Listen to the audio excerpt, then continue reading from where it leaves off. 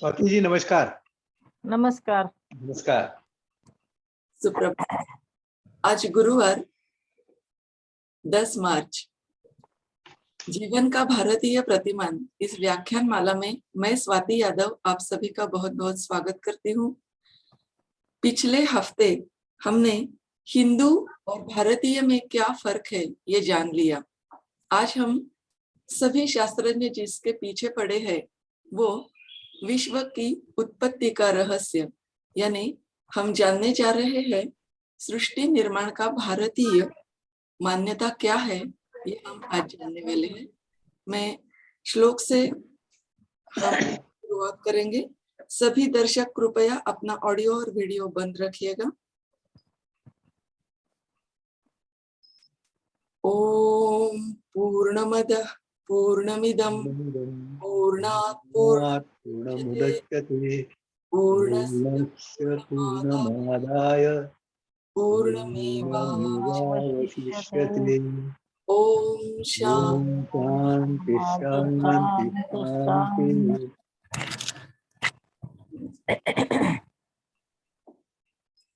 मैं सर से विनती करती हूँ कि वो अपना सेशन शुरू करें।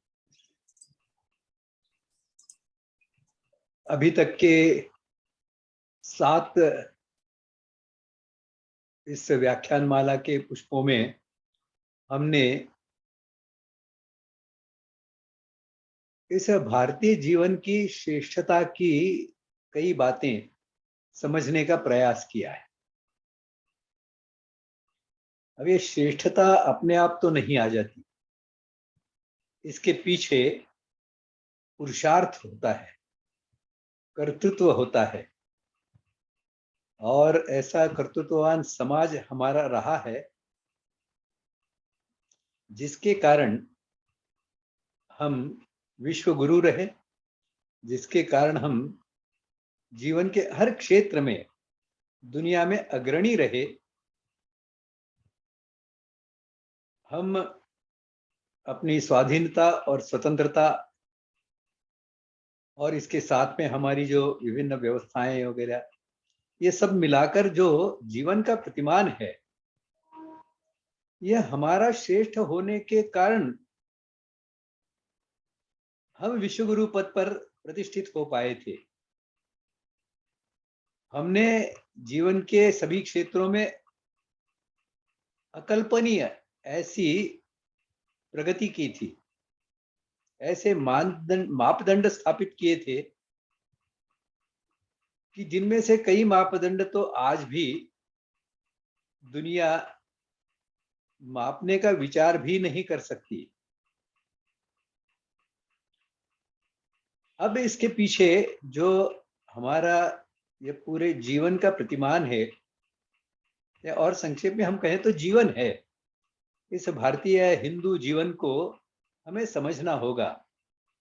इसे समझने की दृष्टि से आज का सत्र यह पहला सत्र है कि जिसमें हम ये भारतीय जीवन क्या है, इसकी सृष्टि निर्माण की मान्यता क्या है, इस सृष्टि निर्माण की मान्यता के अनुसार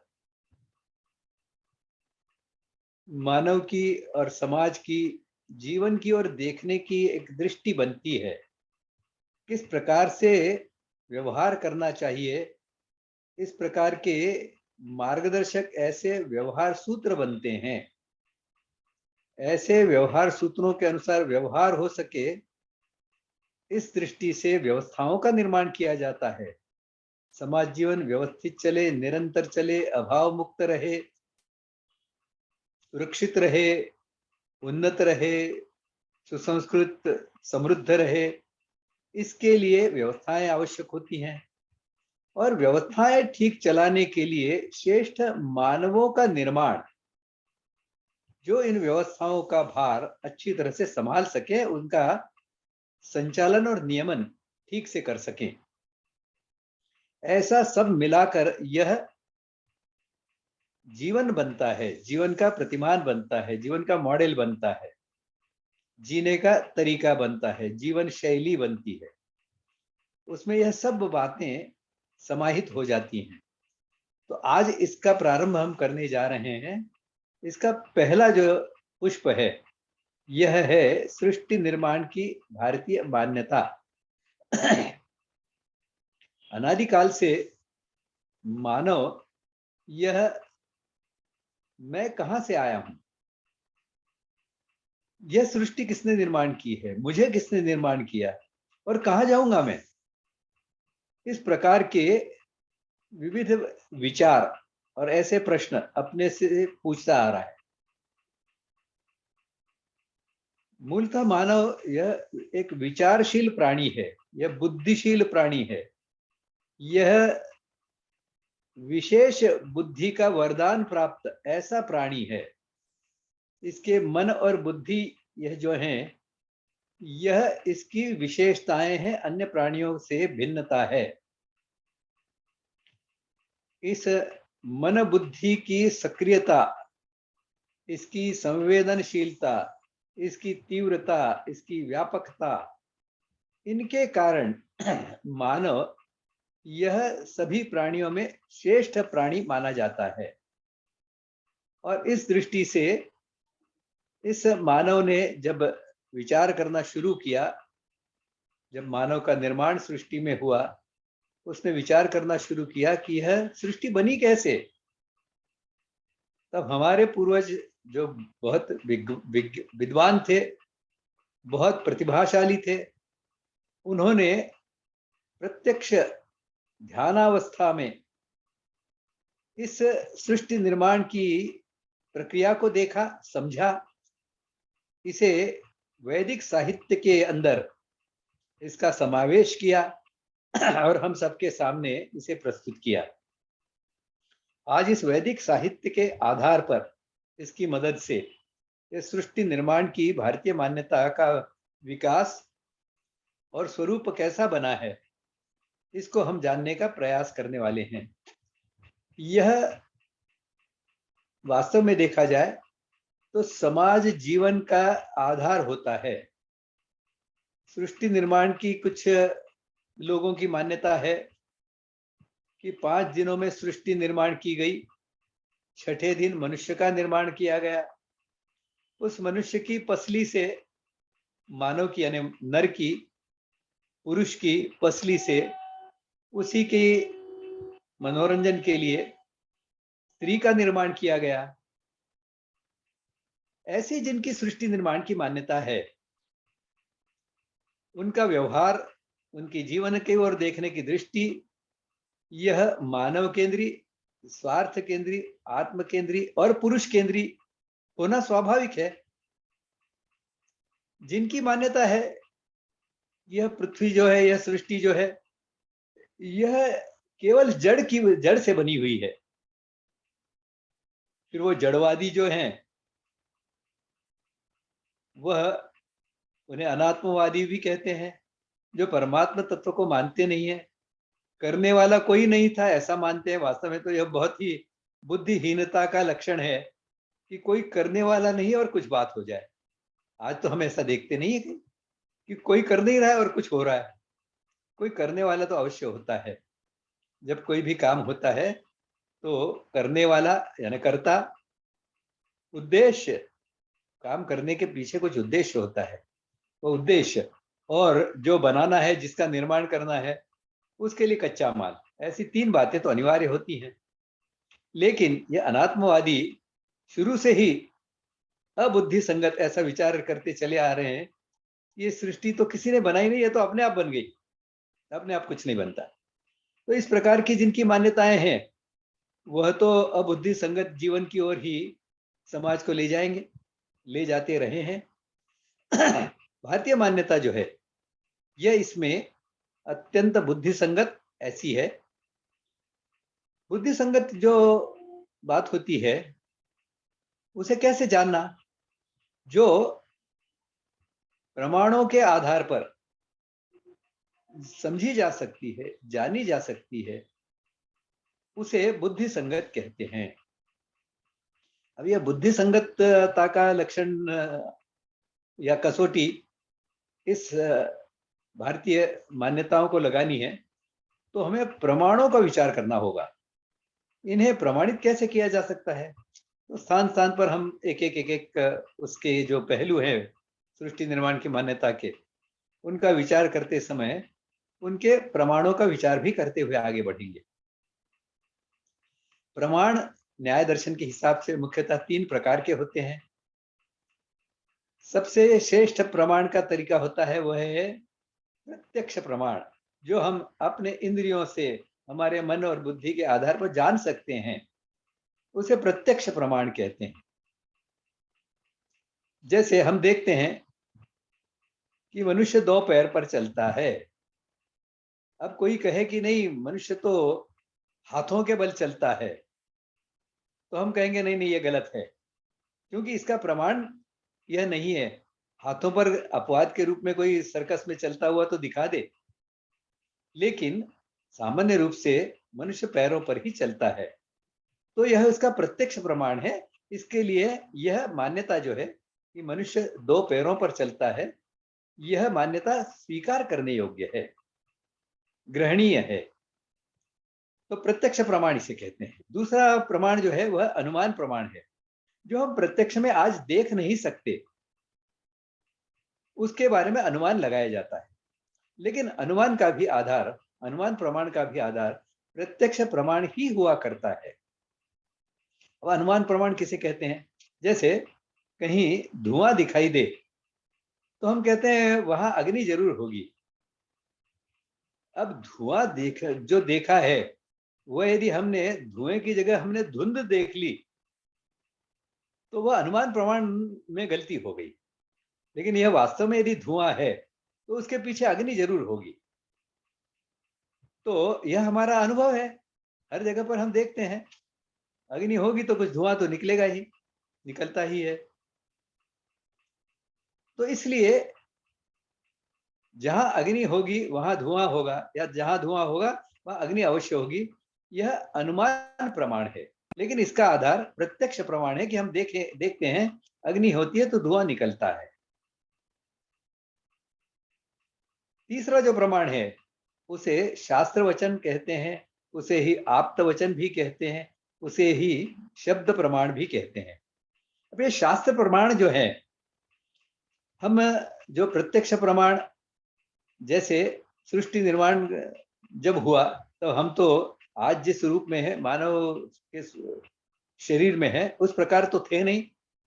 तो कैसे जाना जा सकता है कि सृष्टि निर्माण का की जो भारतीय मान्यता है वो सच है? ऐसे हम कह दें कि परमात्मा है, परमात्मा नहीं है।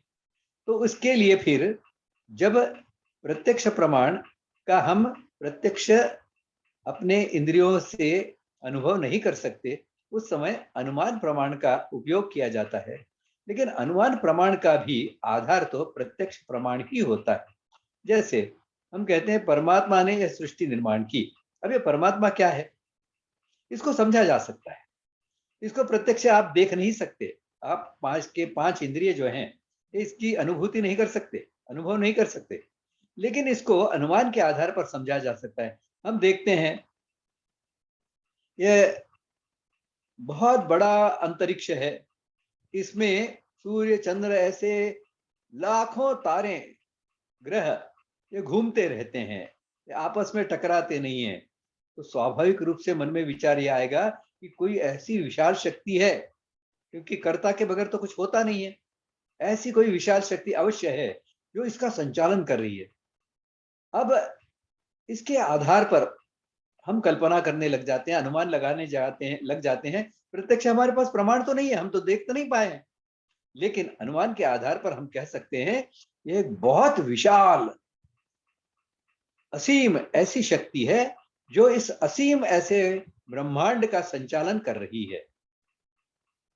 यह सर्वज्ञानी है, सर्वव्यापी है, यह सर्व सक्षम है, सर्वशक्तिमान है।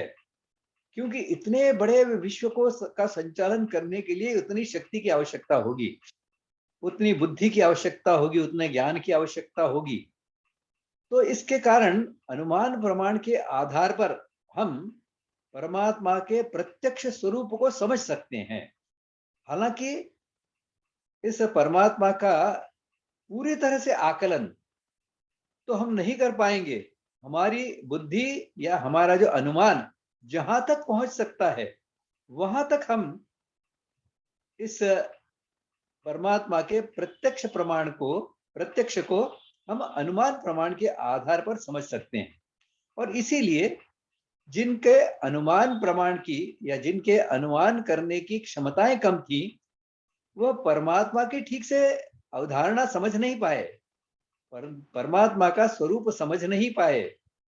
तो उन्होंने कुछ अलग अलग स्वरूप उनको दे दिए। किसी ने उसको प्रकृति कह दिया कि प्रकृति चलाती है, किसी ने कह दिया कि ये तो अल्लाह या गॉड ऐसा कोई एक पदार्थ है जो इसको चलाता है।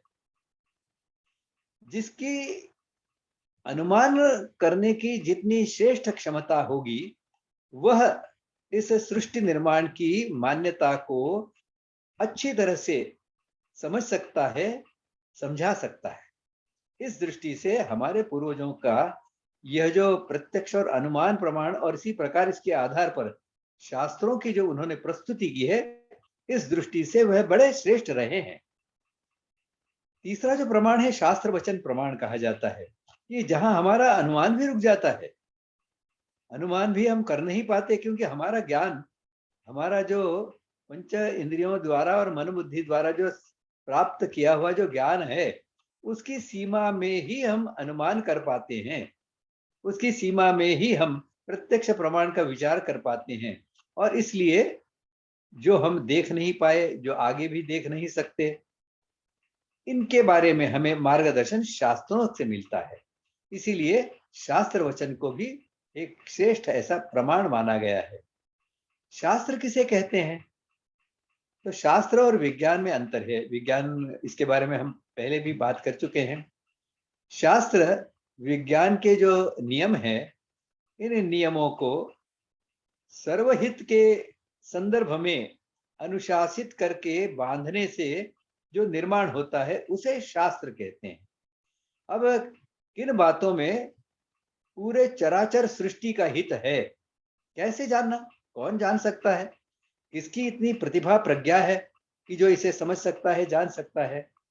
तो हमारे यहाँ ऐसे ऋषि निर्माण हुए हैं, पैदा हुए हैं कि जिन्हें ध्यानावस्था प्राप्त थी। हमने आगे जाकर भी हम जानेंगे, पहले भी कुछ जाना है।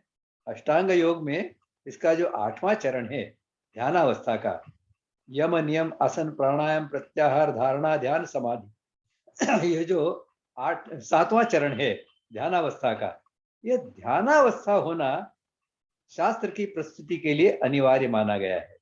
तो इसके शास्त्र के दो पहलू हैं। एक तो ध्यानावस्था वाला व्यक्ति, जिसके सामने सृष्टि के सब रहस्य एक खुली पुस्तक के समान सामने खुले रहते हैं, जो सहजता से उनका आकलन कर सकता है, उसके आधार पर सर्वहितकारी क्या है, सर्वे भवन्तु सुखिनः से सुसंगत क्या है, इसके अनुशासन में किसी भी विषय को बांधकर शास्त्र के रूप में प्रस्तुत कर सकता है।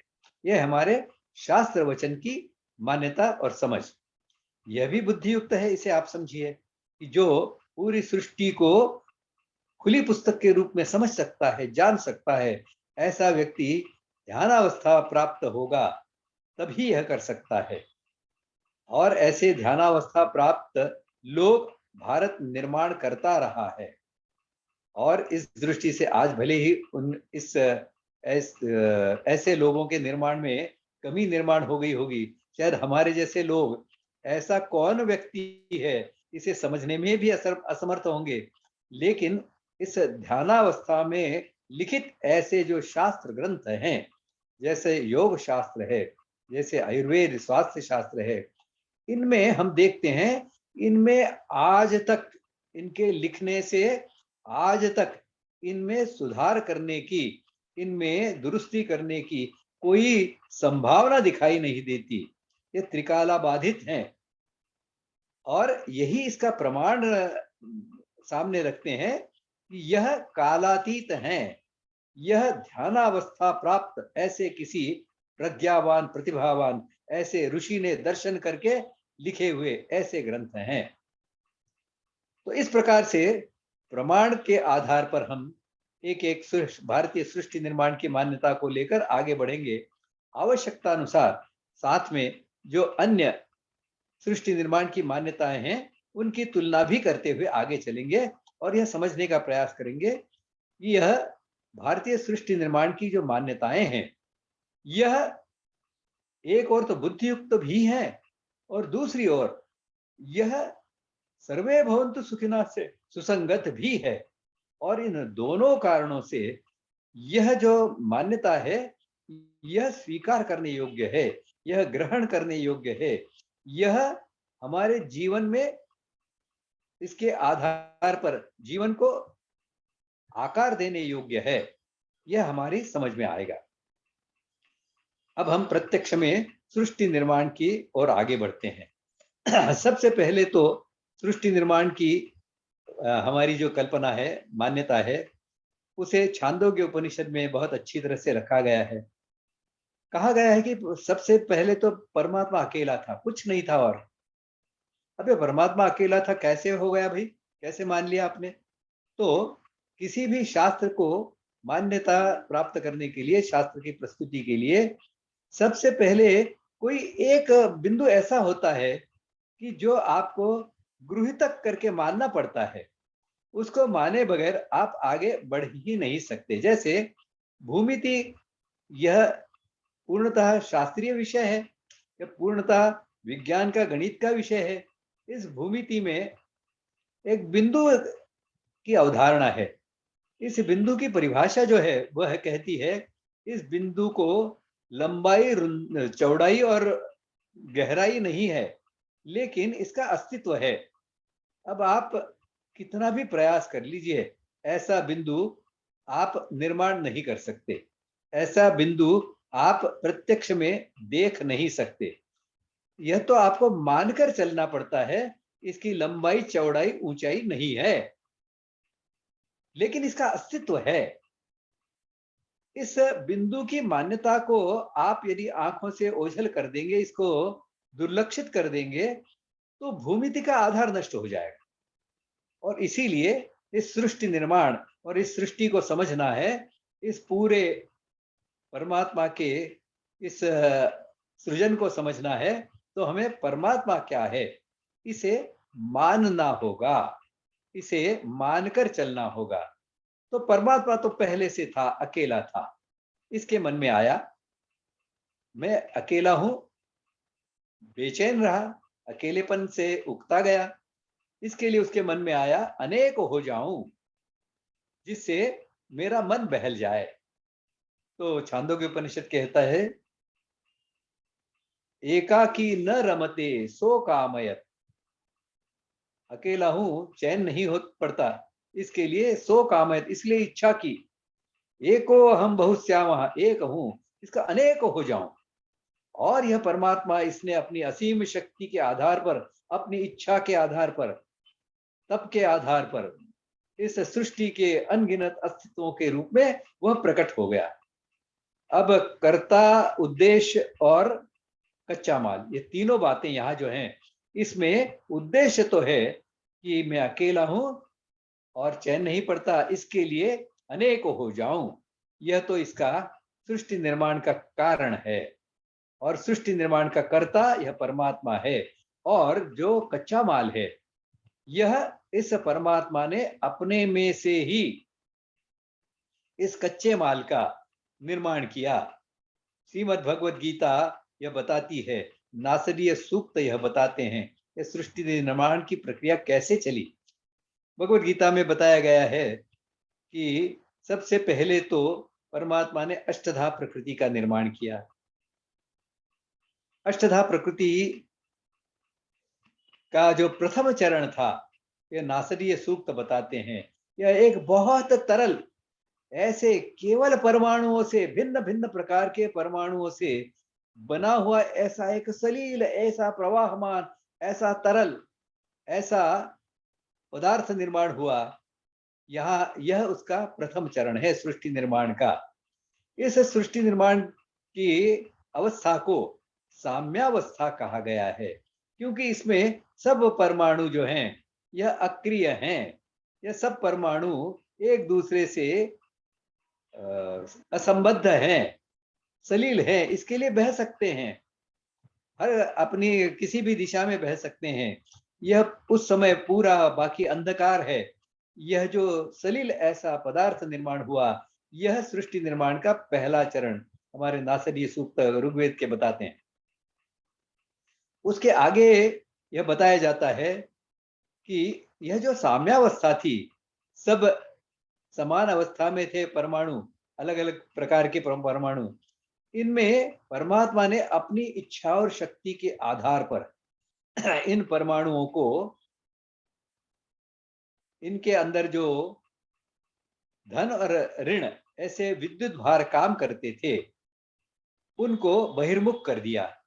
अब इस साम्यावस्था की जो प्रकृति थी, इसको हम पहले समझने का प्रयास करेंगे और फिर साम्यावस्था भंग हुई इसका प्रयास करेंगे।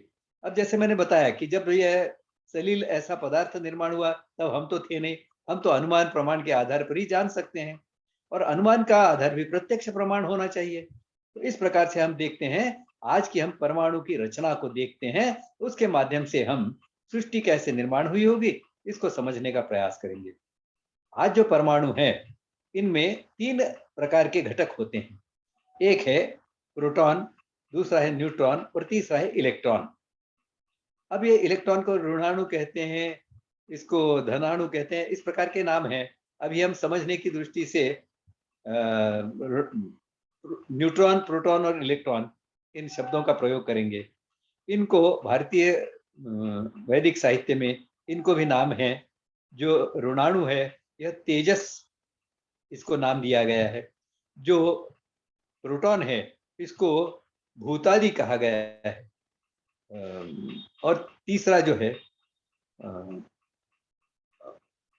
क्षमा करें, तेजस है, दूसरा है, एक मिनट देख कर मैं बताऊं,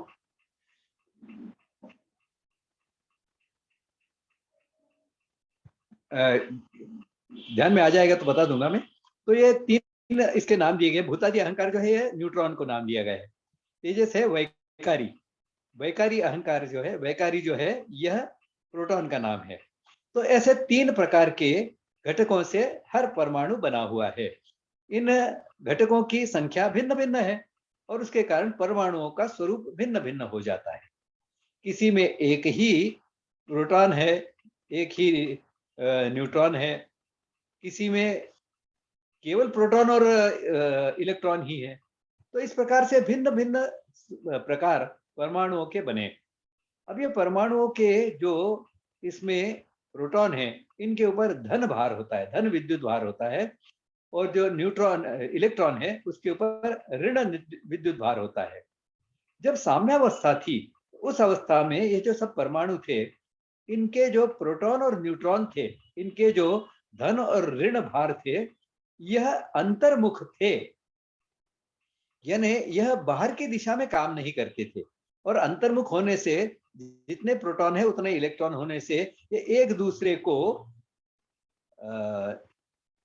निष्क्रिय कर देते थे, निष्प्रभ कर देते थे, और इसीलिए यह न्यूट्रॉन जैसा ही व्यवहार करने लग जाते थे। किसी के साथ में आकर्षण नहीं, किसी के साथ विकर्षण नहीं। अब जब साम्यावस्था भंग हुई, तब परमात्मा ने अपनी शक्ति के आधार पर यह जो धन और ऋण भार हैं, इन्हें बहिर्मुख कर दिया। अब जैसे ही ये बहिर्मुख हुए, तो यह धन जो भार है और जो ऋण भार है, ये एक दूसरे की ओर आकर्षित करने लग गए। आकर्षण शुरू हो गया, और जो ऋण भार है, वो ऋण भार को विकर्षित करना शुरू कर दिया, और जो धन भार है, उसने भी धन भार को विकर्षित करना शुरू कर दिया।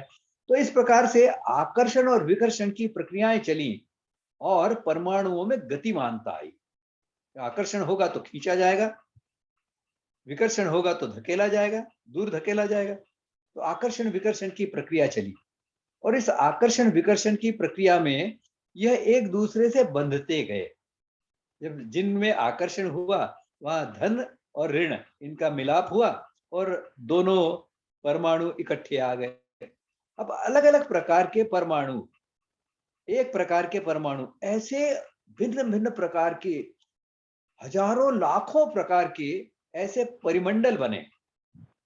अब ये परिमंडल जो बने, यहां से आगे फिर सृष्टि निर्माण की, जो सामान्य रूप से हम में से काफी लोग जानते होंगे। ये पंच महाभूत बने इससे। ये पहले स्थूल महाभूत बने। पंच महाभूतों में सबसे पहले बना आकाश, उससे बना आगे यह वायु, उससे आगे बना तेज, उससे आगे बना जल, और उससे सबसे अंत में बना पृथ्वी तत्व। अब हम देखते हैं कि ये जो तीन जो घटक हैं हर परमाणु के, प्रोटॉन, न्यूट्रॉन, इलेक्ट्रॉन, यह इन तीनों के, तीन घटकों के तीन गुण हैं, जिन्हें भारतीय चिंतन में त्रिगुण कहा गया है। इसमें जो ऋण है, इसे तेजस जिसे कहा जाता है, यह ऋण जो भारित ऋणाणु है, जो इलेक्ट्रॉन है, यह रजोगुण का लक्षण है। यह गतिमानता का लक्षण है। यह नकारात्मक ऐसे या जो ऋण भार उसमें नहीं होगा, तो यह रजोगुण प्रभावी नहीं होगा, सक्रियता उसमें नहीं आ पाएगी। और इसको मनुष्य में जो अष्टधा प्रकृति है, या सृष्टि में जो अष्टधा प्रकृति है, उसमें जो मन होता है, वह यह ऋणाणु जो है, यह उसके मन का, ये ऋणाणु का लक्षण है मन, रजोगुण। जो धनाणु है यानी प्रोटॉन है, उसका लक्षण है जो बुद्धि है, जो सत्व गुण है, यह उसका लक्षण है। और जो न्यूट्रॉन है, जो तमस का लक्षण है, जो आलस का, प्रमाद का लक्षण है, और जो अहंकार जिसे कहा जाता है, कि जो अहंकार निर्माण कर देता है कि मैं ही सब कुछ हूं, इस प्रकार का अहंकार का भी तीन प्रकार होते हैं। अहंकार का केवल गर्व अभिमान नहीं होता। अहंकार से तात्पर्य होता है कर्ता भाव, भोक्ता भाव और ज्ञाता भाव, करना, जानना और भोगना। इस प्रकार के तीन अनुभव जो लेता है, उसे अहंकार कहते हैं। तो यह तीन जो गुण हैं, त्रिगुण जो हैं, ये तो हर परमाणु में होते ही हैं। तो कोई पूछेगा कि तो क्या पत्थर परमाणुओं से बना है, तो क्या पत्थर में भी होते हैं? तो बिल्कुल होते हैं। वनस्पतियों में होते हैं तो होते हैं, वनस्पतियों में भी होते हैं। हम जानते हैं जो पत्थर का काम करने के जो विशेषज्ञ हैं, हमारे मंदिर वगैरह बनाते हैं, वो जानते हैं कि किस पत्थर से प्रत्यक्ष परमेश्वर की जो मूर्ति बनाई जाती है, प्रतिमा बनाई जाती है, वो किस पत्थर से बनाई जाती है? वो सत्व गुण वाले पत्थर से बनाई जाती है। तो इस प्रकार से हर पदार्थ में ये तीनों गुण तो होते ही हैं। और इसके अलावा जब ये पंच भौतिक ऐसे पंच महाभूत बन गए, तब यह जाकर अष्टधा प्रकृति बनी। इसका वर्णन भगवद गीता के 7वें अध्याय के 4थे श्लोक में किया गया है। भूमिरापो नलो वायु खम मनो बुद्धिरेव च अहंकार इति अम्मे भिन्ना प्रकृति अष्टधा। अष्टधा प्रकृति जो है, जिससे जितने भी जड़ पदार्थ हैं और जितने भी जीव हैं, इनके जो शरीर हैं, मन, बुद्धि, अहंकार हैं, यह सब इस अष्टधा प्रकृति के बने हुए हैं। इसमें जो हर जीव में जो जीवात्मा है, इसको हम अलग से जानने का प्रयास करेंगे। अभी हम इतना ही मानकर चलें, अष्टधा प्रकृति का निर्माण परमात्मा ने अपने में से किया। इससे आगे का श्लोक जो है 7वें अध्याय का 5वां श्लोक, वह यह भी बताता है कि परमात्मा ने किस प्रकार से अपने में से ही अपरा प्रकृति यानी अष्टधा प्रकृति को निर्माण किया, जिसे 4थे श्लोक में बनाया गया है। इसी प्रकार से परा को भी निर्माण किया। परा यानी जो इंद्रिय जन्य ज्ञान से परे है, जिसे हाथों से, स्पर्श से हम समझ नहीं सकते, जिन्हें हम देख नहीं सकते, जिसे हम सुन नहीं सकते, जिसे हम स्वाद नहीं कर सकते।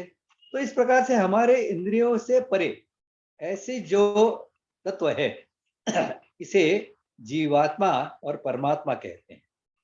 तो परमात्मा ने अपने में से ये जीवात्मा का भी निर्माण किया, जिसे परा कहा जाता है। परा और अपरा ऐसे दो तत्व परमात्मा ने अपने में से ही निर्माण किए। प्रारंभ में हमने जो कच्चे माल की बात की थी, तो कच्चा माल यह दो पदार्थ हैं। एक पदार्थ है परमात्मा ने अपने में से निर्माण किए हुए जीवात्मा, और दूसरा पदार्थ है यह अष्टधा प्रकृति, जो 8 प्रकार के घटकों से बनी है, पंच महाभूत और मन बुद्धि अहंकार। अब इसमें यह भी समझना होगा कि यह जो मन बुद्धि अहंकार और जीवात्मा परमात्मा है, इनमें स्थूलता की दृष्टि से यदि हम देखें तो ध्यान में आएगा कि सबसे नीचे का स्तर जो है वह है स्थूल महाभूतों का। जो 5 महाभूत हैं, पृथ्वी आप तेज वायु आकाश, ऐसे 5 महाभूत हैं। इनसे सूक्ष्म महाभूत बनते हैं। ये कैसे बनते हैं? तो एक महाभूत का 50% हिस्सा और बाकी 4 महाभूतों के 1/4 हिस्सा, यानी 50% और 12.5% बाकी महाभूतों के, ऐसे मिलकर इनके सूक्ष्म महाभूत बनते हैं। तो जब पृथ्वी सूक्ष्म महाभूत बनता है तो उसमें 50% स्थूल पृथ्वी महाभूत का 50% हिस्सा होता है, और बाकी जो चारों भूत हैं, यानी आप तेज वायु आकाश, इनका 12.5% ऐसा स्थूल महाभूत के रूप में उसमें उपस्थिति होते हैं। इसे पंचीकरण की प्रक्रिया कहा जाता है। तो इस पंचीकरण की प्रक्रिया से सूक्ष्म महाभूत बने, उन सूक्ष्म महाभूतों से आगे फिर परिमंडल बने, परिमंडल से आगे आकाश वगैरह, ये सब जो सूक्ष्म महाभूत है वो निर्माण हुए। अब यह प्रकृति के, अष्टधा प्रकृति के और जीवात्मा के, इसके मेल से जीव निर्माण हुए। जीव 2 प्रकार के हैं, एक तो है वनस्पति और दूसरे है प्राणी। वनस्पति यह अचर है, अचर लेकिन है तो जीव ही, और प्राणी जो हैं यह चर हैं, यह अपनी इच्छा से एक स्थान से दूसरे स्थान पर जा सकते हैं, यह अपनी इच्छा से और भी कई बातें कर सकते हैं। इनमें कुछ करने की क्षमता, स्वतः होकर कुछ करने की क्षमता इनमें होती है। ऐसे तो पेड़ में भी होती है, लेकिन यह क्षमता बहुत कम होती है। उसका मन और बुद्धि का, अहंकार का जो स्तर होता है वह कम होने से, बहुत कम नीचे का स्तर होने से, इसमें यह जो स्वतः होकर कुछ करने की क्षमता कम रहती है, लगभग नहीं रहती। एक स्थान से यह दूसरे स्थान पर नहीं जा सकता। ऐसे अपवाद तो इसमें भी कुछ पेड़ हैं जो अपने स्थान बदलते रहते हैं, लेकिन वह अपवाद ही हैं। सामान्य नियम तो यही है कि वनस्पति यह अचर होती है।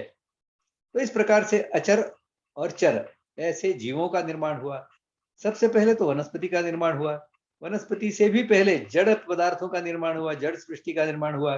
और सामान्य रूप से सभी जो सृष्टि निर्माण की कल्पना जिन जिन समाजों ने की है, वह सब इस क्रम में तो सब एक मत हैं कि सबसे पहले जड़ पदार्थ बने, उसके बाद में जो वनस्पति हैं वह वनस्पतियां बनी, और उसके बाद में प्राणी निर्माण हुए। इन प्राणियों में जो श्रेष्ठ है वह मानव है, क्योंकि इस मानव में काम करने वाली जो मन बुद्धि अहंकार जो है, यह बहुत प्रभावी है, यह बहुत सक्रिय हैं। अन्य जो जीव हैं इनमें इनका स्तर जो है, हम इसके लिए इसे हम चेतना का स्तर भी कह सकते हैं। चेतना तो सब में है, जीवात्मा तो सब जीवों में है, वनस्पतियों में है, इस प्रकार से सब प्राणियों में है, मनुष्य में भी है।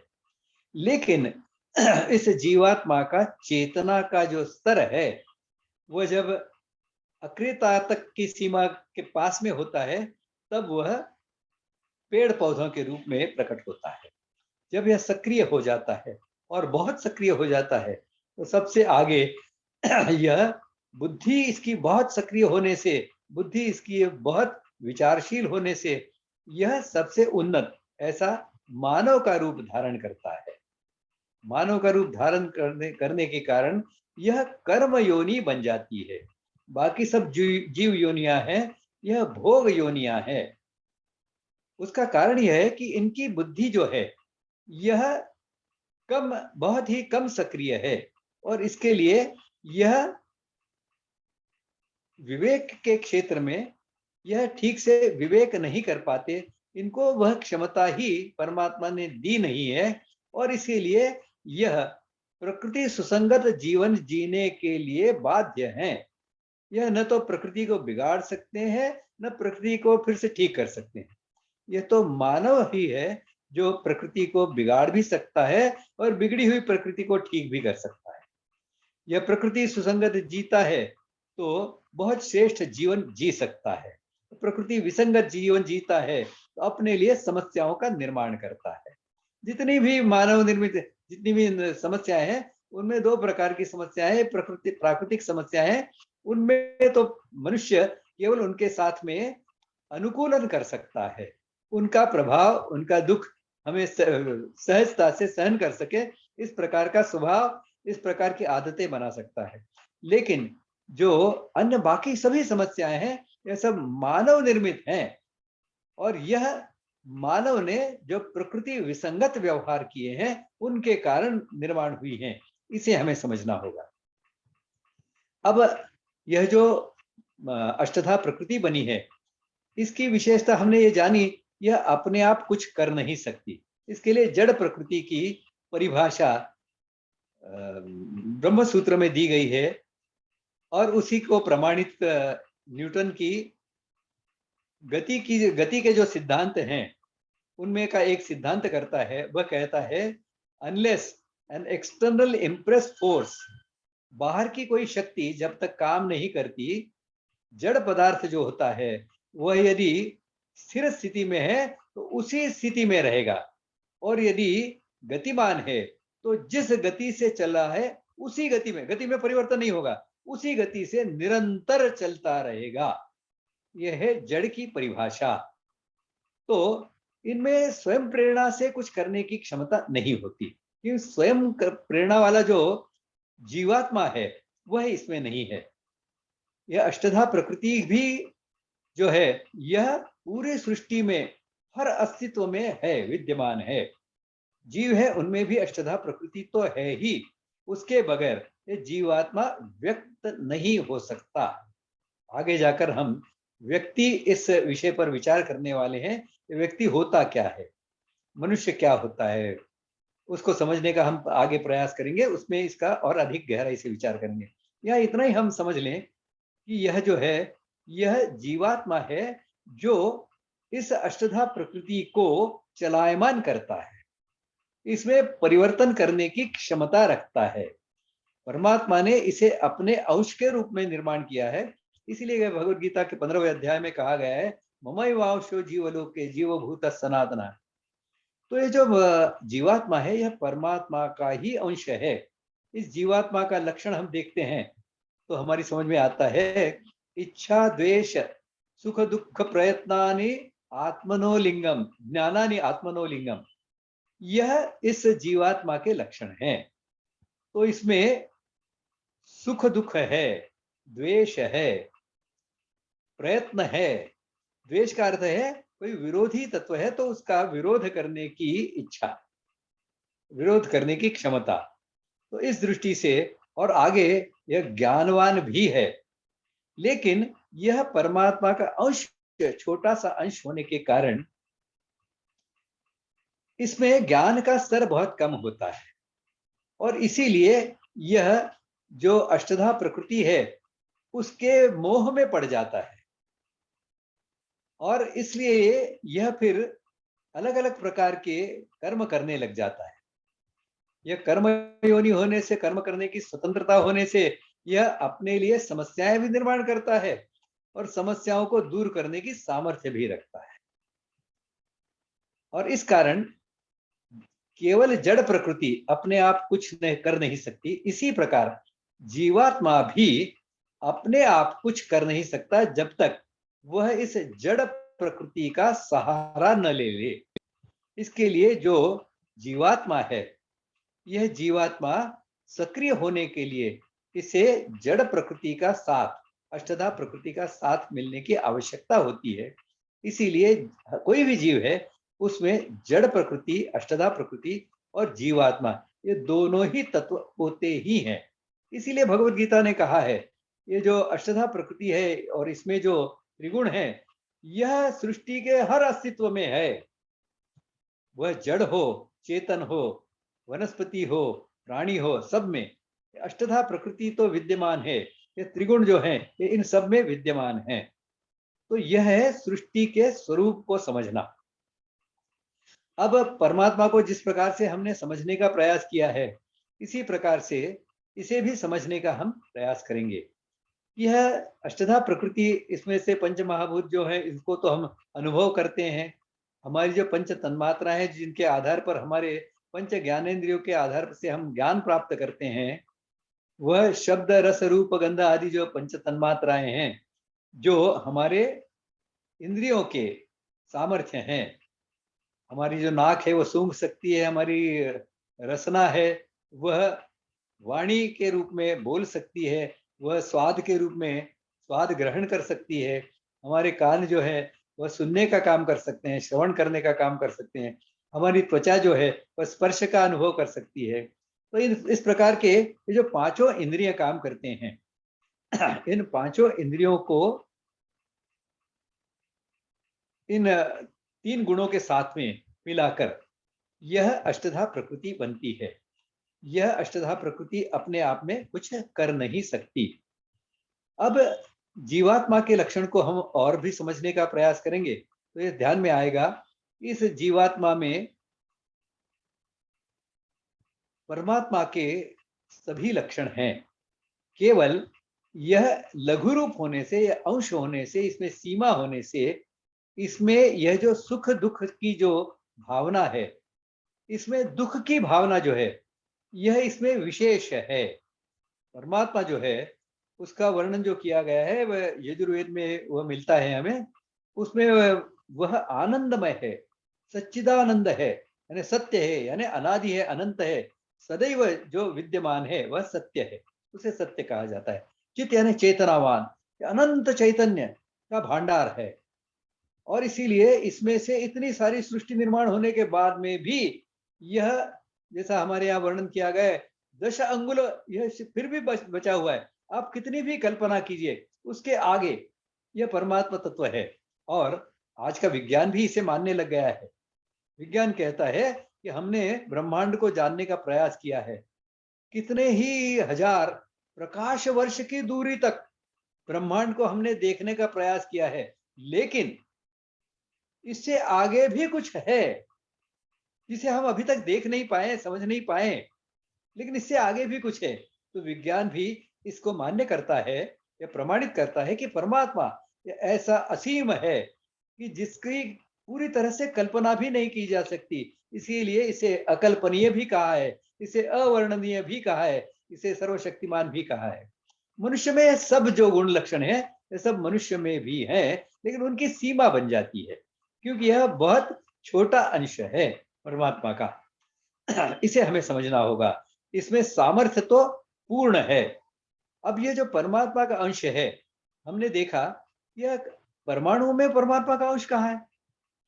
तो ये जो तीनों जो इसके गुण हैं, मन बुद्धि अहंकार जो है, इनके पीछे काम करने वाली इस हर परमाणु में जो ऋणाणु है, यह इस जो केंद्रक है जिसमें प्रोटॉन और न्यूट्रॉन ये होते हैं, इसके इर्द गिर्द इलेक्ट्रॉन घूमता रहता है। ये इलेक्ट्रॉन में ये ऊर्जा कहाँ से आती है? किसी भी साइंटिस्ट से पूछिए आप, जो परमाणु बना है इसमें जो इलेक्ट्रॉन घूम रहा है बहुत तेज गति से घूम रहा है, लेकिन इसके पीछे ऊर्जा कौन सी काम कर रही है? इसका जवाब वर्तमान साइंस नहीं दे पाता। उससे पूछिए ये कब से ये ऋणाणु घूम रहा है, तो ये तो बता देगा जब से सृष्टि निर्माण हुई है, जब से इस परमाणु का निर्माण हुआ है तब से, ये तो बता देगा। और उससे ये भी पूछिए कि कब तक घूमेगा ये ऋणाणु, ये इलेक्ट्रॉन कब तक घूमेगा, इसका जवाब वो देगा कि जब तक यह ऋणाणु है, ये परमाणु है, तब तक यह ऋणाणु घूमता रहेगा। अब प्रश्न है उसके सामने खड़ा होना चाहिए, लेकिन इसका उत्तर उसके सामने न होने से भी इसका उत्तर वह समझने को तैयार नहीं।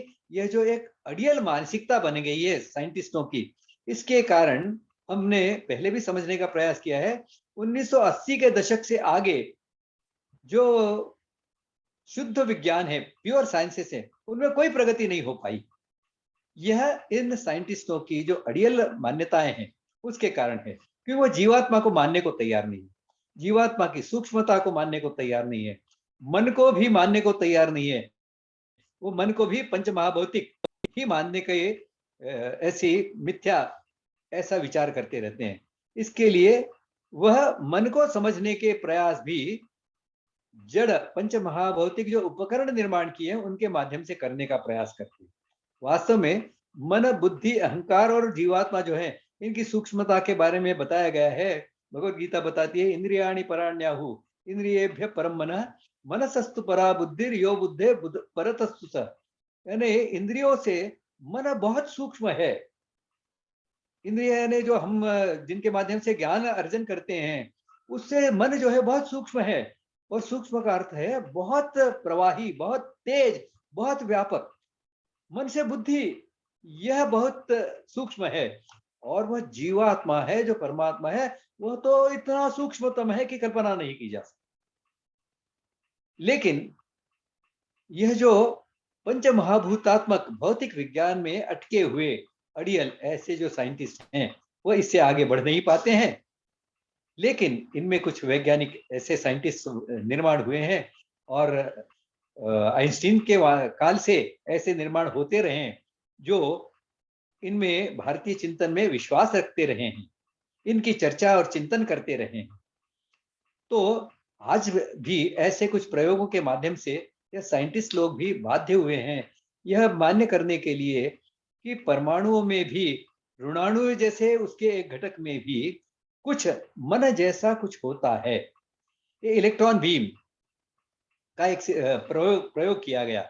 इस इलेक्ट्रॉन बीम के प्रयोग में यह देखा गया, ऐसे पर्दे रखे गए सामने जिसमें से वह इलेक्ट्रॉन बीम आर पार न जा सके, ऐसे पर्दे बनाए गए, और उनमें एक बहुत छोटा सा छेद रखा गया, और उन सब पर्दों के जो छेद थे एक रेखा में रख के इलेक्ट्रॉन बीम को भेजा गया।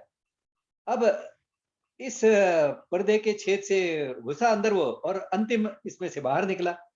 अब प्रयोग करने वाले ने क्या किया कि बीच का एक जो पर्दा था वो थोड़ा सा हटाकर बाजू का कर दिया। अब इसका जो छेद था वह बाकी सबके छेद की रेखा में न रहा। लेकिन इन साइंटिस्टों के आश्चर्य की सीमा न रही, जब यह इलेक्ट्रॉन बीम था वह उस पर्दे तक गया, वहां पर उस पर्दे से टकराया, उस पर्दे को टकराकर उसने आस पड़ोस में ढूंढा, और जो छेद मिला उसमें से फिर वह आगे निकला, वहां से फिर वह आगे के जो छेद थे उनकी रेखा में होता हुआ अंतिम छेद जो था, अंतिम पर्दे का छेद, उसमें से बाहर निकला। स्वाभाविक रूप से इसमें मन जैसा कुछ होना आवश्यक है, अनिवार्य है, ऐसा समझने सोचने लगे। दूसरा एक ऐसा ही प्रयोग साइंटिस्टों ने किया है जिसे जुड़वा इलेक्ट्रॉन का प्रयोग कहा जाता है। ये जुड़वा इलेक्ट्रॉन क्या होता है मुझे भी ठीक से पता नहीं, लेकिन प्रयोग ये कहता है कि ऐसे दो जुड़वा ऋणाणु ऐसे 10 लाख किलोमीटर के अंतर पर रखे गए। अब प्रकाश की गति होती 3 लाख किलोमीटर प्रति सेकंड। इसका अर्थ है कि कम से कम 3 सेकंड के बाद में एक ऋणाणु से दूसरे ऋणाणु तक संवेदना पहुंचेगी। लेकिन देखा यह गया, ये जुड़वा ऋणाणु होने के कारण इनमें एक ऋणाणु में कुछ भी जो परिवर्तन किया गया, या इसको कुछ क्या कहें कि झंकृत किया गया, तो इस झंकार की जो प्रतिक्रिया है या इसके समांतर ऐसी झंकार, उसके दूसरे जो जुड़वा ऋणाणु था उसमें तत्काल, यानी 1 सेकंड तो बहुत बड़ी बात है। वास्तव में तो प्रकाश की गति भी, इससे अधिक गति का कोई भौतिक जगत में कल्पना नहीं की जा सकती। इससे भी अधिक गति का कुछ है, ऐसा मानने को बाध्य हो गए, क्योंकि तत्काल इस जुड़वा ऋणाणु में उसकी प्रतिक्रिया दिखाई दी। तो मन की दिशा में आज का साइंटिस्ट धीरे धीरे बढ़ता जा रहा है। जीवात्मा की दृष्टि से भी हम देखें तो एक मिथ्या प्रयोग किया है इन्होंने, और ऐसे ही कुछ सिद्धांत भी रखे हैं इन्होंने सामने। यह मिथ्या प्रयोग है जिसमें यह बताने का प्रयास किया गया है कि केमिकल रिएक्शन से जड़ पदार्थों में से अपने आप जीवात्मा निर्माण हो गया।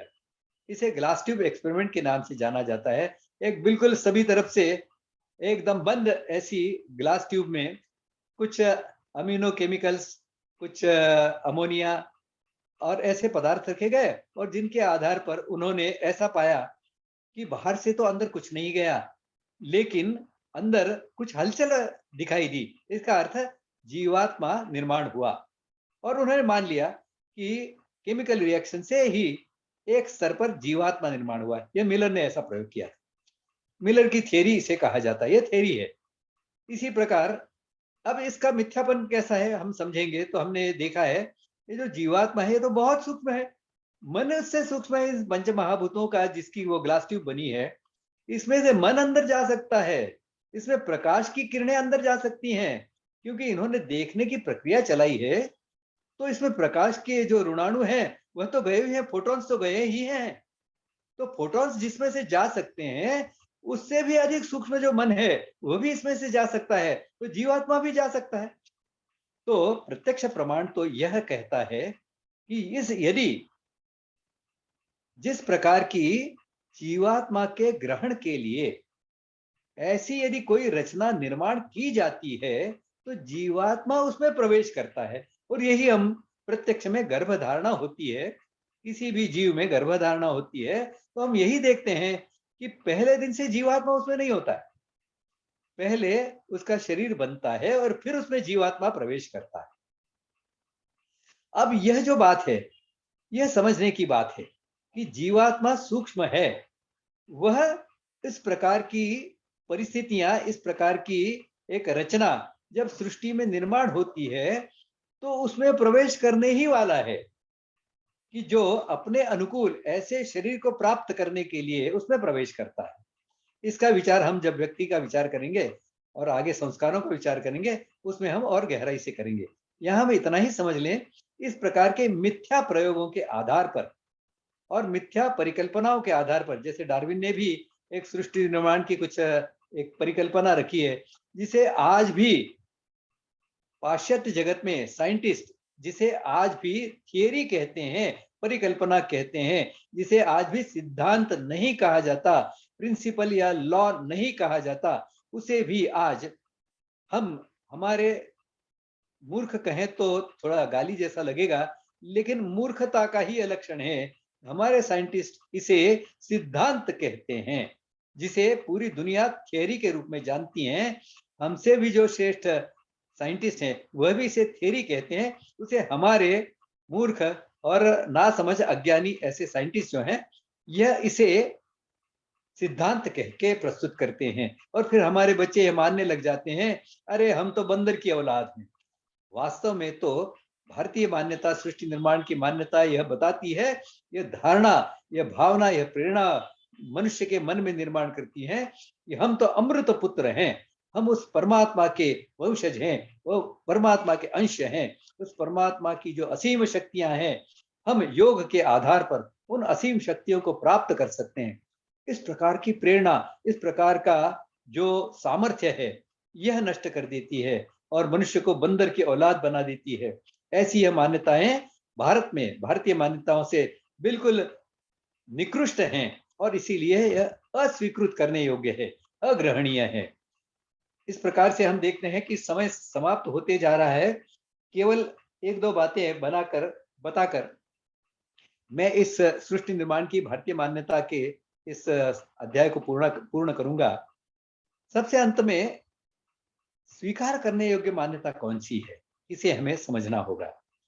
तो पहले ही मैंने एक बताया कि जो बुद्धि संगत है, यानी जिसे प्रमाण के आधार पर सिद्ध किया जा सकता है। आज भी सृष्टि कैसे निर्माण हुई, इसके जितने भी चरण मैंने बताए हैं, उसको प्रत्यक्ष प्रमाणित किया जा सकता है। अनुमान प्रमाण के आधार पर, जो हम देख नहीं सकते, समझ नहीं सकते, उसे अनुमान प्रमाण के आधार पर, उन्हें शास्त्र वचनों के आधार पर समझा जा सकता है। ऐसी एक और तो यह शास्त्रीय, यह बुद्धियुक्त ऐसी यह प्रस्तुति है सृष्टि निर्माण की मान्यता की, और दूसरी ओर यह सर्वहितकारी, सर्वे भवन्तु सुखिनः से सुसंगत है। इसीलिए यह श्रेष्ठतम ऐसी सृष्टि निर्माण की मान्यता है और ऐसी सृष्टि निर्माण की मान्यता लेकर जो समाज आगे चलेगा वह एक श्रेष्ठ समाज के रूप में जीवन का निर्माण करेगा। अगले सत्रों में हम ये जो समाज निर्माण के लिए आवश्यक इस सृष्टि निर्माण की मान्यता से जो उभरे हुए जो एकात्मता, समग्रता और धर्म के तत्व हैं, उनमें से धर्म के तत्व को समझने का प्रयास हम इसके आगे के पुष्प में करने वाले हैं। धन्यवाद। स्वाति जी, आप अपने अधिकार में ले लें। जी सर।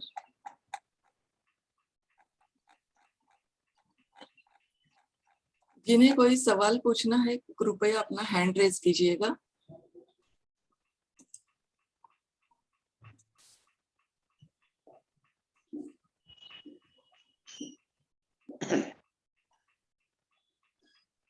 पहला सवाल पूछने जा रही है कुलदीपिका केसकर, आप पूछिए। अनम्यूट करके पूछिए। मी मराठीत बोललं तर चालेल ना? मुझे तो चलेगा। जवाब मैं हिंदी में दूंगा। हाँ, परवा नाही। तर मी दासबोधही वाचतेय थोडस, आणि अजून छोटे छोटे जे ग्रंथ आहेत, जसा उपनिषद आहेत छोटेसे, त्याचा कोर्सही थोडासा केलाय। तर या सगळ्यामध्ये जे आपण जे सांगितलेले तत्व आहेत, 30 तत्व आहेत, मग त्या तत्वांना धरूनच तुम्ही आपण बोलत आहात का काही वेगळी थेरी आपली? मी शुरुआतीला सांगितलं, मैंने शुरू में ही बताया हाँ, कि जो भारतीय शास्त्रों में लिखा है, वैदिक साहित्य में लिखा है, उसी का मैं थोड़ा सा अपनी भाषा में प्रस्तुतिकरण कर रहा हूँ। ओके। मेरा अपना इसमें कुछ भी ज्ञान नहीं है। मैं तो केवल नासरी सूक्त को सांख्य दर्शन के साथ में, भगवत गीता के साथ में जोड़कर इसको हाँ। प्रस्तुत कर रहा हूँ। मेरा योगदान है तो बस इतना ही है, संयोजन का योगदान है बस। क्यों बोले तो ये सब जी, सब एक जैसी लगा। आप जो बात करें और मैं जो पढ़ी उसमें बहुत ही साम्य है ना, इसलिए जरा और कुछ नहीं। ये तो बहुत अच्छा पढ़ा है आपने। बहुत कम लोग ऐसा पढ़ पाते हैं। वो तो ये जो विद्यालयों में पढ़ाया जाता है मिथ्या ज्ञान, इसके बारे में वही समझते हैं और अपने को बंदर की औलाद समझने लग जाते हैं। कम से कम आप तो ये नहीं समझती होंगी। नहीं नहीं, बिल्कुल नहीं, मैं नहीं समझती। धन्यवाद सर, धन्यवाद, इतना ही पूछना था। अगला सवाल लेते हैं। गौतम जी आप पूछिए, उनके बाद कृपा ठक्कर आप तैयार रहिएगा।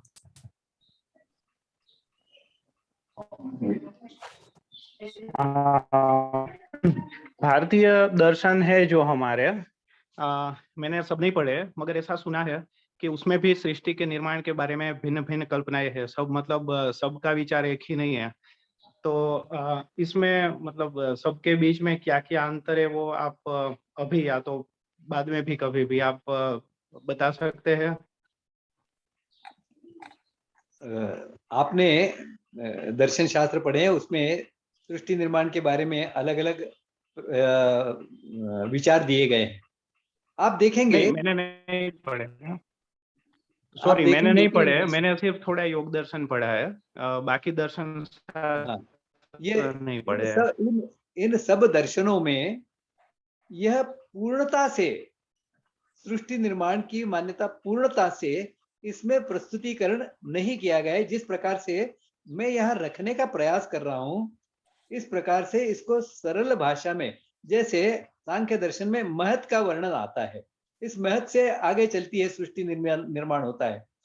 अब ये महत को मैंने साम्यावस्था, इसका भी वर्णन उसमें आता है, सांख्य दर्शन में आता है। साम्यावस्था का भंग होना, इसको मैंने वर्तमान का जो विज्ञान है, साइंस है, उसके परमाणु की जो रचना है उसके आधार पर समझाने का प्रयास किया है, नासदीय सूक्तों के आधार पर समझाने का प्रयास किया है। तो इस प्रकार से उसको सरल बनाकर सामान्य मनुष्य भी इसको सहजता से समझ सके, ये किस प्रकार से बुद्धियुक्त है इसे समझ सके, इस दृष्टि से मैंने इन सबको थोड़ा थोड़ा उसमें से एक एक तत्व लेकर, एक ही लिया है, सभी में से एक ही लिया है ऐसा नहीं है। तो जो उपयुक्त तत्व है, जैसे भगवत गीता के तो मैंने बहुत संदर्भ डाले इसमें। भगवत गीता तो इन वैदिक साहित्य का सार है। और वेदों में जो लिखा है उससे भिन्न तो उपनिषद भी कुछ बताते नहीं है, दर्शन शास्त्र भी कुछ बताते नहीं है। भगवद गीता में, और यदि कोई मुझे पूछेगा यदि सरलता से इन सब बातों को समझना है तो कौन सा साहित्य पढ़ना चाहिए, तो मैं भगवद गीता का नाम लूंगा, क्योंकि इसकी जो संस्कृत भाषा है यह भी समझने के लिए बहुत सरल है। यह केवल 5000 वर्ष पुरानी है। बाकी जो हमारी साहित्य की प्रस्तुति है यह उस समय की जो भाषा में हुई थी, उसे समझने के लिए आपको फिर व्याकरण शास्त्र पढ़ना आवश्यक हो जाता है, उसके लिए फिर वो वेदांग पढ़ना आवश्यक हो जाता है। लेकिन भगवत गीता समझने के लिए तो बहुत सरल है और बहुत अच्छे ग्रंथ, खास करके इसका जो गोरखपुर की प्रेस ने जो प्रकाशित किया हुआ, गोरखपुर गीता प्रेस, जो जी गीता प्रेस, हाँ, उसका जो ग्रंथ है, और वह बहुत ही श्रेष्ठ है, ऐसा ग्रंथ है, ऐसा मैं समझता हूँ। क्योंकि कई लोगों ने गीता पर भाष्य किए हैं, लेकिन उन भाष्यों में उनका व्यक्तित्व झलकता है, उनकी समझ झलकती है। जैसी भगवत गीता है वैसी समझना है, तो इसे इस गोरखपुर की जो प्रति है हमारी, इसको समझना होगा। साधक संजीवनी, वो साधक संजीवनी की बात कर रहे हैं आप? साधक संजीवनी में नाम याद कर रहा था, साधक संजीवनी जो है इसे पढ़ना, यह बहुत श्रेष्ठ है, ऐसा मेरी मान्यता है, मेरी समझ है।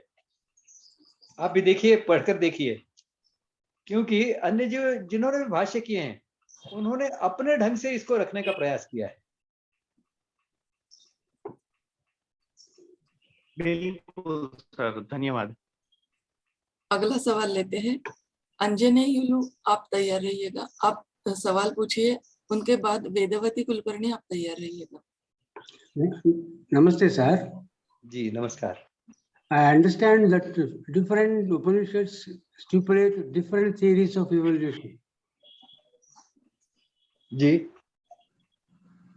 Different Upanishads stipulate different theories of evolution. That is what I understand from others. Am I right? हाँ, आप बिल्कुल ठीक कह रहे हैं कि अलग अलग प्रकार से लोगों ने इसको समझाने का प्रयास किया है। सुनने वाला कौन है, इसे समझ में ध्यान में रखकर ये समझाने का प्रयास है।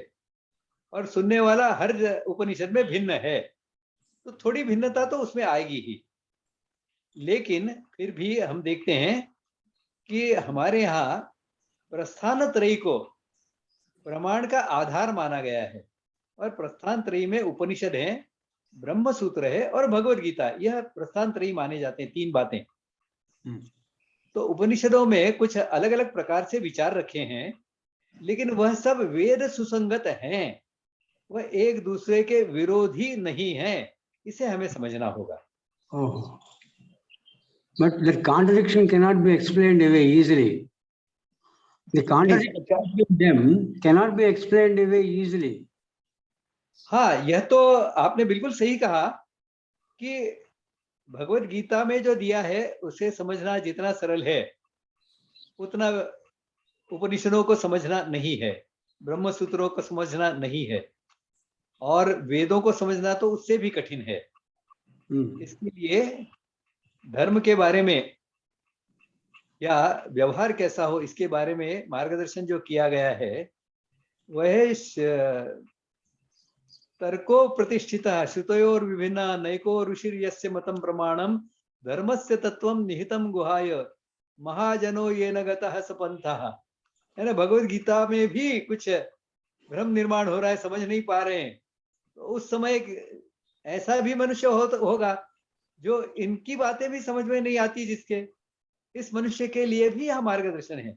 इसके लिए बुद्धि की प्रतिभा के जो भिन्न भिन्न स्तर हैं, उस भिन्न भिन्न स्तरों के लिए हमारे इन साहित्यों में मार्गदर्शन मिलता है, इसे हमें ध्यान में लेना होगा।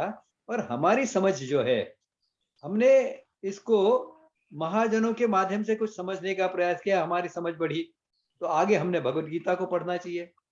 भगवत गीता को हमने समझने का प्रयास किया, कुछ समझ में आ गया, तो फिर उपनिषद दर्शन शास्त्र पढ़ना चाहिए, उपनिषद पढ़ना चाहिए, वो भी समझ में आने लग गए। ऐसा हमारी प्रज्ञा उतनी विकसित हो गई, तो वेद समझने को हम पात्र हो गए, समझ सकते हैं।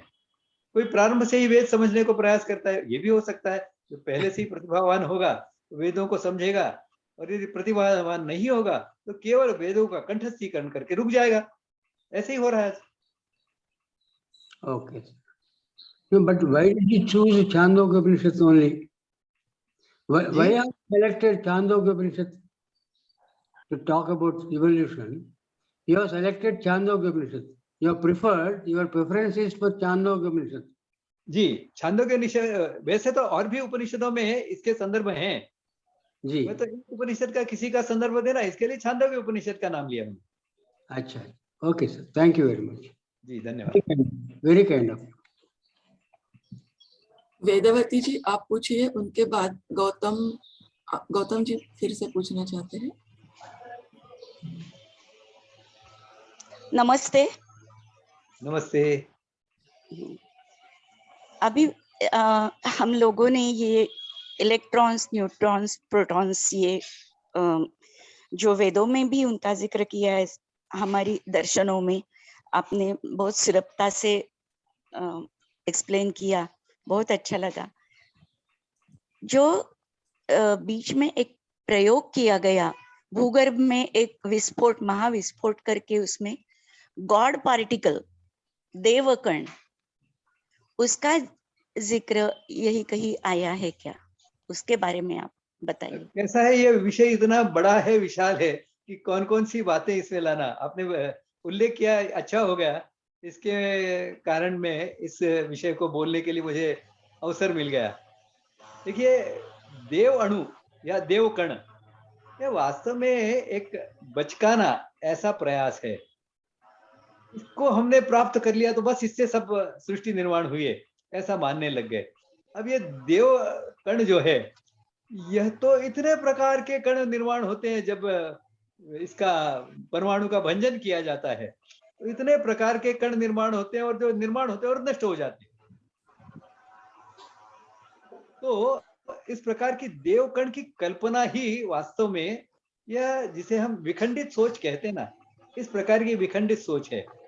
वास्तव में तो परमात्मा ने ये पहले देवकण बनाया, उस देवकण से फिर परमाणु बनाए, फिर परमाणुओं से यह जो प्रक्रिया है, फिर उस परमाणुओं से फिर अलग अलग प्रकार के रसायन बने, उन रसायनों की प्रक्रिया से जीव निर्माण हुआ। यह जो प्रस्तुति है सृष्टि निर्माण की, यह वास्तव में ठीक नहीं है। इससे भारत में तो, भारतीय मान्यताओं में तो यह है कि आज जो जीव जिस प्रकार के शरीर को लेकर है, उस प्रकार के शरीर को लेकर ही सृष्टि में जब वो पहले निर्माण हुआ, तब से इसी प्रकार निर्माण हुआ है। यही मान्यता है, यही बुद्धियुक्त है। क्योंकि डार्विन की जो थियरी है, यह तो सिद्ध अभी तक नहीं कर पाई, एक जाति में से दूसरी जाति का निर्माण कर नहीं पाई, आज तक नहीं कर पाई। आगे कर सके तो उसके बारे में विचार किया जा सकता है, लेकिन आज तक तो नहीं कर पाई है। मिलर की थ्योरी के अनुसार कोई जीवात्मा केमिकल रिएक्शन से निर्माण नहीं कर पाया है। टेस्ट ट्यूब बेबी निर्माण करने में सफलता पाई है, लेकिन टेस्ट ट्यूब बेबी निर्माण करने के लिए पहले टेस्ट ट्यूब में उस प्रकार के जीवात्मा के निवास के लिए और विकास के लिए इस प्रकार की परिस्थितियां जब होंगी, तो टेस्ट ट्यूब भी क्यों, प्रकृति में कहीं भी इस प्रकार का जीव निर्माण हो जाएगा। ऐसे निर्माण हुए हैं। यही भारतीय मान्यता है कि जब टेस्ट ट्यूब में जिस प्रकार से जीवात्मा प्रवेश कर जाता है बाहर से आकर, टेस्ट ट्यूब में जब वो जो जिस स्तर पर गर्भ में से वह टेस्ट ट्यूब में पदार्थ लिया जाता है, उसके आगे ही उसमें रज और वीर्य को लेकर उसको मिलाकर टेस्ट ट्यूब में निर्माण नहीं किया गया है। और यह भी रज वीर्य भी कब जीव के रूप में प्रकट होंगे, यह भी जब तक जीवात्मा उसके साथ में मेल नहीं खाता, तब तक वह जीव नहीं बनता।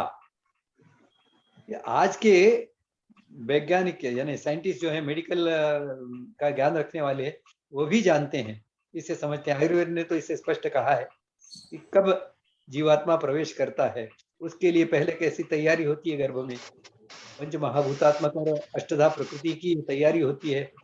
इस प्रकार का अनुकूल अनुरूप ऐसा शरीर तैयार होने के बाद में ये जीवात्मा उसमें प्रवेश करता है। जीवात्मा कोई ऐसा वैसा थोड़ी है, तो अपने लिए उपयुक्त ऐसा स्थान ढूंढता है कि जहां वो अपने कर्मों का भोग कर सके।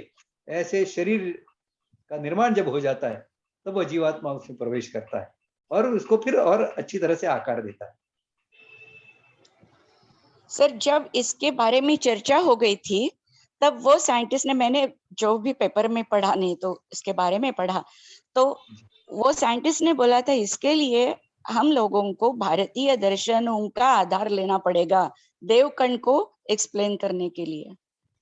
बिल्कुल सही बात है। जो जो यह कहते हैं कि तो देवकण ऐसा का नहीं है कि वो आधार, साइंटिस्ट ने इधर ध्यान नहीं दिया था, ऑन द कंट्ररी। बिल्कुल सही बात है। क्या हाँ, है, मूलतः देवगण की जो कल्पना है उसको मैं बचकाना कह रहा हूं कि देवगण की कल्पना को उन्होंने इसके लिए नाम दिया उसको। वास्तव में तो इसका जो खोज कार्य है ना, यह तो डॉक्टर सत्येंद्र नाथ बोस की देन है, जिन्होंने इस प्रकार के अणुभंजन के बाद में जो ऐसे कणों का शोध किया और उसी को पाने के लिए उसको खूब फिर से निर्माण करने के प्रयोग चलते रहे। अणुभंजन के बहुत बड़े बड़े बड़े बड़े एक्सीलरेटर्स निर्माण किए गए और उसका अणुभंजन करके इस प्रकार के सैकड़ों प्रकार के ऐसे कणों का निर्माण किया गया। अब इस प्रकार के जो कण हैं उससे सब सृष्टि बनी है, ऐसा उन्होंने प्रमाणित किया था। और सामान्य जो उस समय के साइंटिस्ट थे उन्होंने इसे स्वीकार नहीं किया था। यह तो आइंस्टीन ने इसको पहले समझने का प्रयास किया, उनकी समझ में आया, तब आइंस्टीन और सत्येंद्रनाथ बोस इन दोनों की मिलाकर ऐसी एक थियरी सामने रखी गई जिसको विश्व ने स्वीकार किया और उसके ऊपर काम चलता रहा। तो इसमें भी ये देवकण, जिसे तथाकथित देवकण कहा जाता है, इसके निर्माण का प्रारंभ भी सत्येंद्रनाथ बोस के, उन्होंने इसे देवकण नहीं कहा था, लेकिन उन्होंने तो अणुभंजन के ऐसा कुछ कण निर्माण हो उसको कुछ कहा गया था, उसका नाम दिया गया था, न्यूट्रिन्स वगैरह करके ऐसे कुछ शब्दों का प्रयोग उस काल में किया गया था, आज भी करते हैं, जो क्षण मात्र के लिए, क्षण मात्र भी बहुत बड़ा होता है, यानी पलक झपकना भी बहुत अधिक समय लेता है, इतने कम समय में वह फिर से ऊर्जा में परिवर्तित हो जाता है। Matter gets converted into energy, इतना ही वो सिद्ध कर पाए उसमें से, इस प्रयोग में से। शुक्रिया सर। जी गौतम जी, आप पूछिए। जो जीवात्मा का प्रवेश है शरीर में, उसके बारे में मैंने 2 थियरी सुनी है। एक तो ऐसा है कि जल के द्वारा जीवात्मा पुरुष के शरीर में आता है और बाद में वीर्य के द्वारा स्त्री के शरीर में जाता है। दूसरा जो आपने बताया कि जब गर्भ में कुछ स्टेज आता है जब जीवात्मा के प्रवेश के लिए अनुकूल परिस्थिति निर्माण हो जाती है और बाद में जीवात्मा आता है। तो इसके बारे में आप थोड़ा और बता सकते हैं कि 2 थियरी कहाँ से आई है, यदि आपको पता हो? नहीं, क्या आप कहना चाहते हैं, समझ नहीं पाया मैं। मैंने अल्टरनेट थियरी सुनी है इस बात कि जो जीवात्मा है वो जल के द्वारा में आता है, आपकी आवाज ब्रेक हो रही है गौतम स्त्री जी। के शरीर में चला जाता है। गौतम जी, अच्छा, आपकी सॉरी, आवाज नेटवर्क अच्छा नहीं है। जी जी, चैट बॉक्स में लिख सकते हैं आप। हाँ, तो भाई साहब की सूचना जो है उसको बाद में विचार कर लेंगे। आप क्या इसमें डाल दीजिए आपकी सूचना, तब तक दूसरा किसी का प्रश्न ले लीजिए। सर, मुझे एक सवाल पूछना था। हाँ, पूछ लीजिए। हम ब्रह्मा जी की कल्पना करते हैं, ब्रह्मा जी ने ये सृष्टि निर्माण की है और वो हिरण्यगर्भ जिसे बोलते हैं उससे ये सृष्टि का निर्माण किया ब्रह्मा जी ने, तो वो कुछ थोड़ा बताइए आप। देखिए, मैं ये सृष्टि निर्माण की मान्यता में जैसे पहले भी कह चुका हूं, अभी कि इसके सभी जो पहलू हैं यह मैं यहाँ रख नहीं पाया। तो आपने जो बताया हिरण्यगर्भ का निर्माण, यह उस सबसे पहले जो पहले चरण में मैंने बताया कि बहुत ऐसा सलील, ऐसा परमाणुओं का बना हुआ, भिन्न भिन्न प्रकार के परमाणुओं का बना, लेकिन अक्रिय, कोई आकर्षण विकर्षण नहीं, कोई गतिमानता नहीं, ऐसा तरल पदार्थ बना। वहां से सृष्टि निर्माण का पहला चरण शुरू हुआ। उसके अगले चरण में जब परमाणुओं का साम्यावस्था भंग हुई, इनके जो ऋण और धन भार थे ये बहिर्मुख हुए और एक दूसरे को आकर्षित विकर्षित करने लग गए, और फिर परिमंडल बने, पंच महाभूत बने। तो इस प्रक्रिया में यह हिरण्यगर्भ बने। यह जो ब्रह्मांड है इसमें ऐसे कई हिरण्यगर्भ हैं और कई प्रकार की ऐसी सौर मालाएं हैं, ग्रह मालाएं हैं। यह सौर माला का हमारे जो सूर्य है यह और किसी बड़े सूर्य के इर्द गिर्द घूम रहा है। तो इस प्रकार की अकल्पनीय ऐसी यह इस ब्रह्मांड की रचना है। इसका कितना वर्णन किया जाए तो उसी वर्णन में शायद 1 घंटा हमारा पूरा हो जाता। इसलिए मैंने तो केवल संकेतात्मक और मोटे मोटे उसके चरण सामने रखने का प्रयास किया है। लेकिन आपने कहा बिल्कुल ठीक है, हिरण्यगर्भ ऐसी एक रचना बीच में निर्माण की गई। उसके अलग अलग चरण हुए। फिर ग्रह निर्माण होने के बाद में क्या हुआ, अभी तो ग्रह जो थे वह धीरे धीरे उनमें से सृष्टि कैसे निर्माण होने लगी, पहले जीव कौन सा निर्माण हो गया। हमारे यहाँ दशावतार की जो मान्यता है, तो दशावतार ये बताते हैं कि पहला उसका क्रम क्या रहा। तो पहले जलचर जीव निर्माण हुए, उससे भी पहले वनस्पतियां निर्माण हुई, उसके बाद जलचर जीव निर्माण हुए, फिर उभयचर जीव निर्माण हुए, फिर कीचड़ में जीने वाले जीव निर्माण हुए सुअर जैसे, उसके बाद में अर्ध मानव, इस प्रकार के जीव निर्माण हुए। यानी मानव की और जड़ इसके बीच में जो आते हैं, जिनके मन बुद्धि चित्त जो है, अहंकार जो है यह कम सक्रिय हैं, ऐसे ये बने, फिर मानव बने। तो यह तो इस प्रकार की कई बातें जो हैं यह वास्तव में इस सृष्टि निर्माण की मान्यता के हिस्से हैं। ये सब तो 1 घंटे के काल में नहीं बता सकते। जी जी, कुछ और भी ऐसे छूट गए होंगे तो क्षमा कीजिए मुझे, समय की सीमा के कारण उनमें से कई बातें मुझे जो ज्ञात थी वह भी मैं नहीं बता पाया हूँ। आखिरी सवाल लेते हैं, नितिन जैन, आप पूछिए। नमस्कार साहब, धन्यवाद साहब, आपने बहुत अच्छी तरह समझाया, हमें समझ में आया। सर मेरा सवाल था, आपने जैसे बताया सर, जैसे आपने बताया भोक्ता भाव, दृष्टा भाव और कर्ता भाव हमारा अहंकार बढ़ाता है।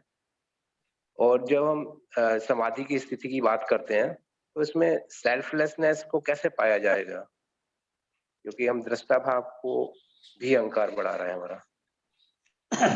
देखिए, इसमें अहंकार इस शब्द का और प्राइड, इसमें जो भेद है इसको हम समझें। और आपने जैसे कहा और मैंने भी बताया कि अहंकार का अर्थ है मैं ज्ञाता हूं, मैं करता हूं, मैं भोगता हूं। यह जो भाव है इसे अहंकार कहा गया है। यह जीवात्मा में निर्माण होता है। जीवात्मा को लगता है कि मैं ही भोग कर रहा हूं, मैं ही ज्ञान को प्राप्त कर रहा हूं। वास्तव में तो जीवात्मा सर्वज्ञानी है, लेकिन इस अष्टधा प्रकृति के मेल के कारण वह भ्रमित हो जाता है कि वह सर्वज्ञानी है, और वह यही मानने लग जाता है कि इसके माध्यम से मैं जो ज्ञान प्राप्त कर रहा हूं उतना ही ज्ञान मुझे है। अब ऐसा जो जीवात्मा है उसके बारे में हमारे यहाँ जीवात्मा से समाधि की ओर जाना, समाधि की अवस्था जो है, यह जो अहंकार है, इस अहंकार से मुक्ति की ऐसी वह स्थिति है कि जिसमें कर्ता भाव, भोक्ता भाव, ज्ञाता भाव, यह सब विलीन हो जाते हैं। उस स्थिति को समाधि की स्थिति कहा गया है। ध्यानावस्था उससे पहले की स्थिति है जिसमें उसका जो भान है इस सृष्टि के संसार की बातों का, ये नष्ट नहीं हुआ है, इसकी चरम सीमा में है, इस सब को उसने जान लिया है। और अब वह जानता है कि अब मैं परमात्मा तत्व हूं, अब और कुछ नहीं हूं। तो यह ज्ञाता भाव, भोक्ता भाव, कर्ता भाव, इससे वह जो शरीर से या अष्टधा प्रकृति से जुड़ा हुआ जो भाव है उससे वह मुक्त हो जाता है। और फिर जो परमात्मा के जो लक्षण यजुर्वेद में बताए गए हैं उसके साथ में वह साथ में प्राप्त कर लेता है। समाधि की अवस्था को समझना इतना सरल नहीं है, आसान नहीं है। समाधि अवस्था किसने प्राप्त की है यह समझना भी बहुत कठिन है। और आज हम हमारे मेरे जैसा भी व्यक्ति, यह व्यक्ति समाधि के स्तर तक पहुंचा हुआ व्यक्ति है, मैं नहीं समझ सकता कि उतनी पात्रता भी मुझमें मैंने विकसित नहीं की है, कर नहीं पाया हूं। लेकिन इस प्रकार के जो हमारे शास्त्र हैं, जो जिन्होंने बताया हुआ बाकी सब बातें, हमें लगता है कि हाँ, हम प्रत्यक्ष प्रमाण से आज जो उपस्थित हैं उसके माध्यम से समझ सकते हैं, जान सकते हैं। तो इसके कारण उससे आगे भी जो बताया गया है उसे भी हमने श्रद्धा से मानना चाहिए और उसको समझने की दृष्टि से हमारे मन बुद्धि को विकसित करना चाहिए, हमारी साधना को श्रेष्ठ बनाना चाहिए। हमें तपस्या करनी होगी उन बातों को समझने के लिए, तब हम समाधि अवस्था क्या है इसे ठीक से समझ पाएंगे। मैं भी उसका ठीक से वर्णन कर पाया हूं ऐसा मेरा कोई दावा नहीं है। धन्यवाद sir. Thank you sir. Session का अंत हम श्लोक से करेंगे। ओम सर्वेत्र सुखिनः सन्तु, सर्वे सन्तु निरामयाः, सर्वे भद्राणि पश्यन्तु मा कश्चित् दुःखमाप्नुयात्। ओम शांति शांति शांति। सभी को प्रणाम।